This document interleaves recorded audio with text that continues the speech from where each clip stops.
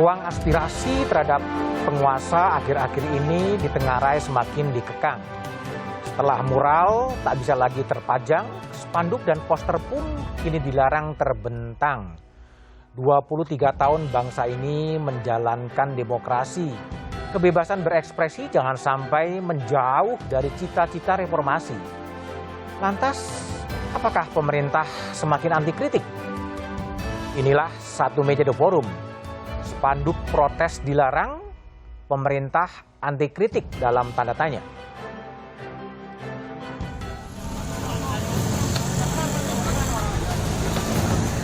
Kami menyayangkan adanya penangkapan pihak kepolisian kepada seseorang di Blitar, beberapa mahasiswa di Solo. Pada saat mereka membentangkan poster pada saat Presiden Jokowi lewat.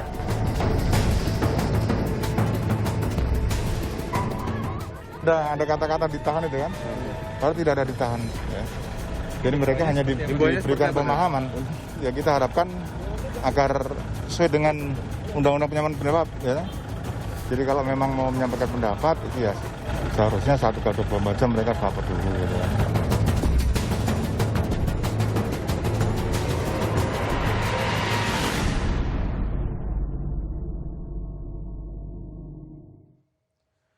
Sejumlah mahasiswa diamankan polisi saat membentangkan poster menyambut Presiden Jokowi di Solo.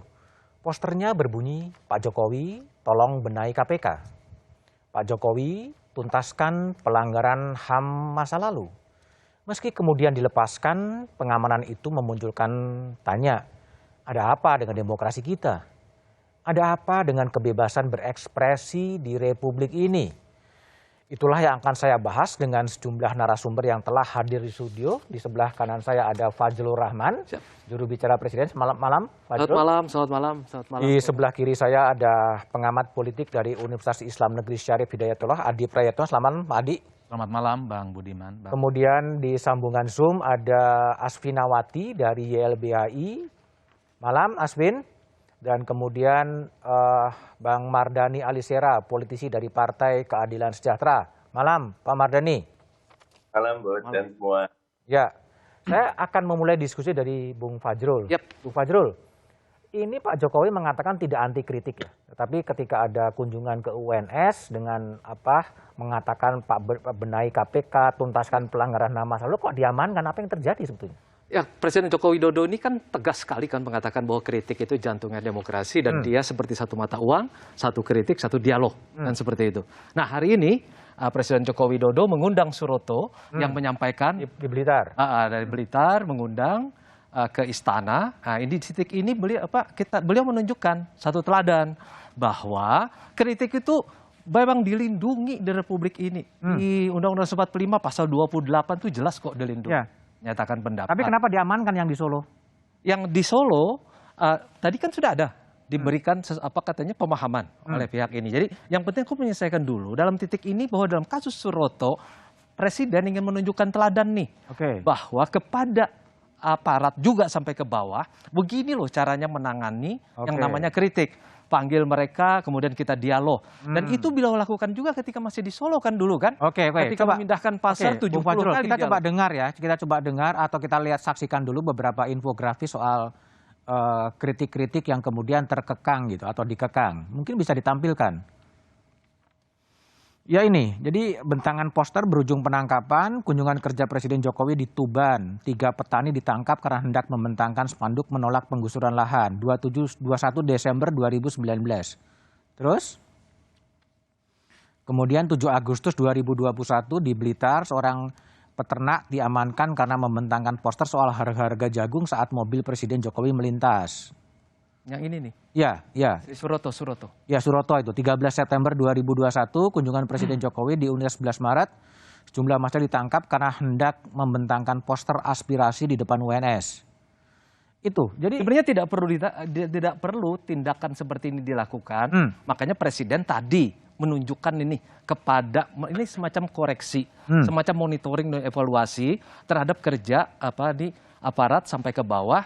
Nah, Presiden mengatakan ini kita kasih dialog. Karena nggak mungkin orang berunjuk rasa dilarang. Mereka punya undang-undang kok. Ya. Undang-undang nomor 998 Mereka itu. menyampaikan pendapat di mereka muka umum. menyampaikan pendapat jelas bahwa penyampaian pendapat di muka umum dan melaksanakan dengan unjuk rasa atau demonstrasi, pawai, rapat umum atau mimbar bebas. Jadi ini mestinya yang jadi pegangan. Ini merupakan hasil dari reformasi kan.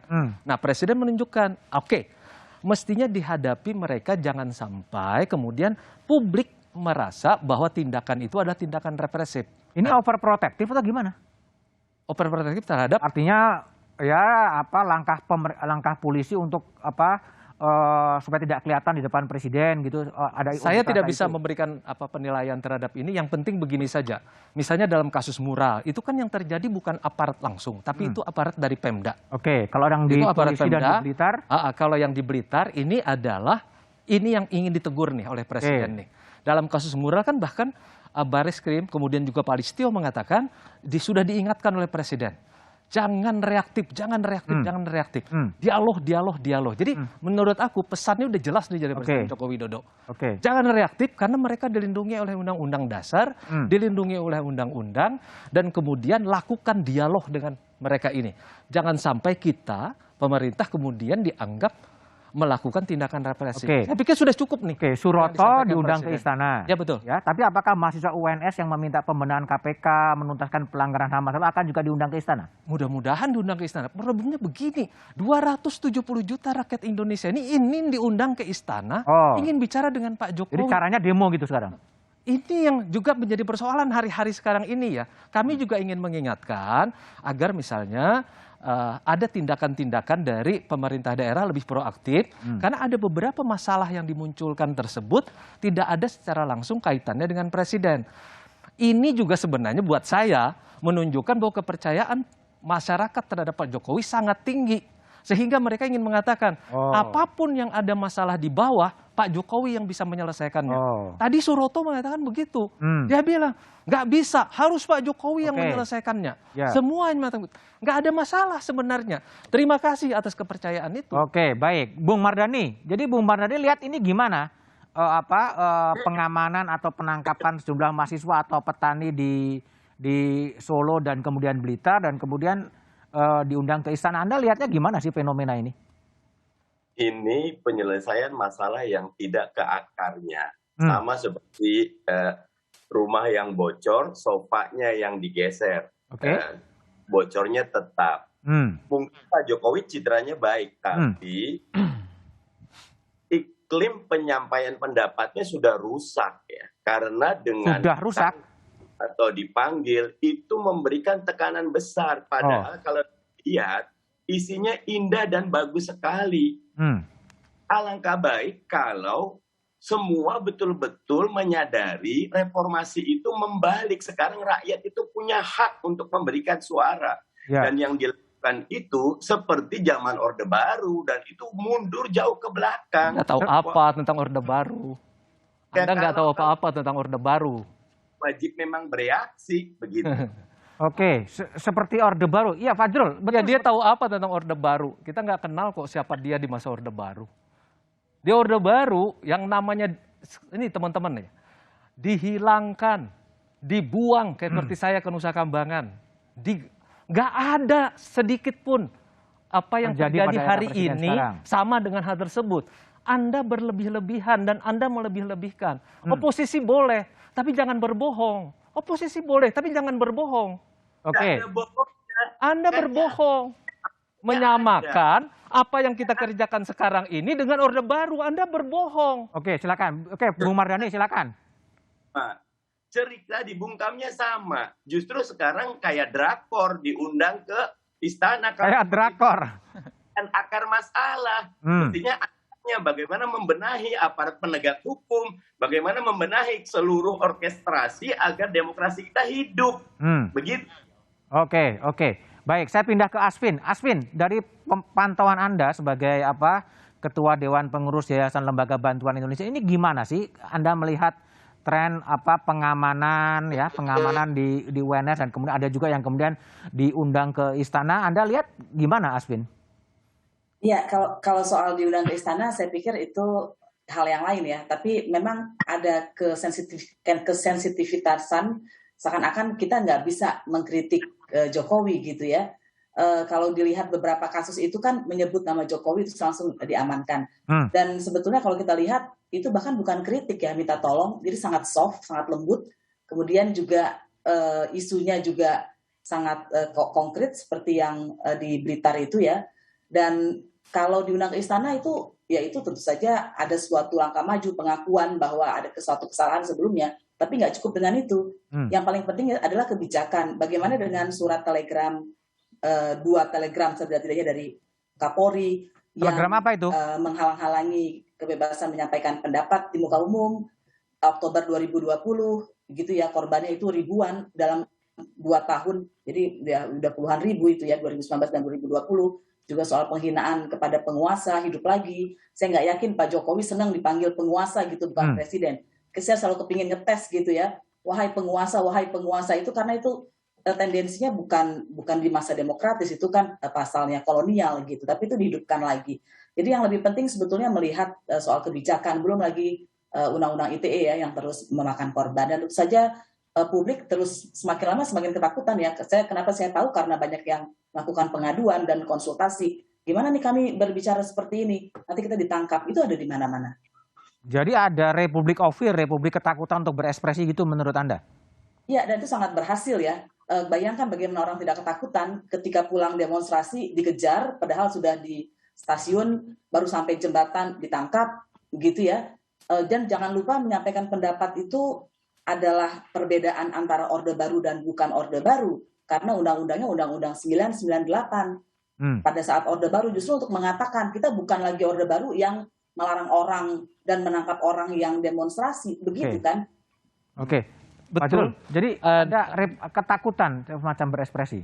Agak berlebihan pernyataan itu, tapi aku ingin mendukung apa yang dinyatakan oleh Asfinawati. Ini memang harus jadi pegangan kita nih, dari tingkat presiden sampai dengan ke bawah pada aparat keamanan.